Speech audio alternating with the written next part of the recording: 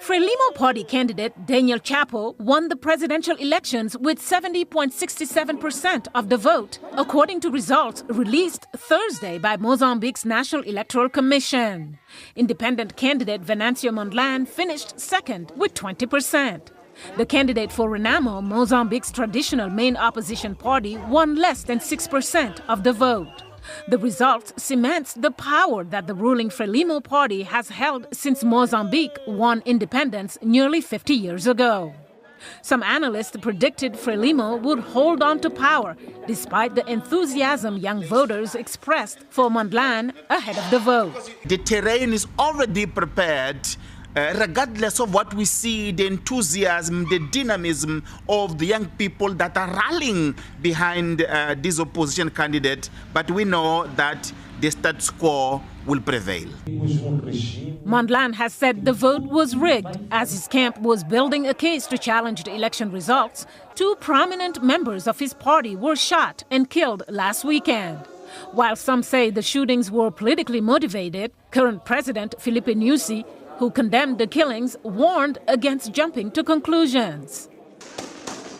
Earlier this week, police fired tear gas and bullets at opposition protesters in Maputo. While observer missions from the European Union and Southern African Development Community have yet to give final assessments of the October 9th election, the EU mission said this week that some of its 179 observers were prevented from observing tabulation processes in some districts, provinces, and at the national level.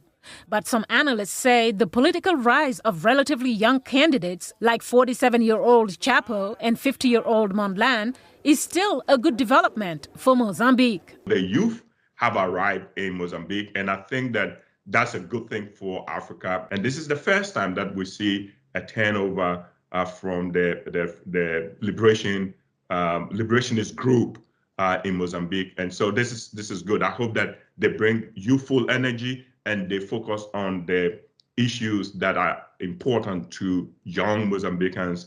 Kweku Nwama says those included poverty and insecurity issues in the northeast, where the government is battling insurgents in the gas and oil-rich Cabo Delgado province. What's going to happen in Cabo Delgado? We've seen the SADC troops leave. Now you have Rwandan and Tanzanian troops over there. Are they going to stay? In terms of poverty, what's the plan ahead? The World Bank shows that Mozambique's real poverty numbers around like 62%. People need jobs. People need to have some promise, some help from the state.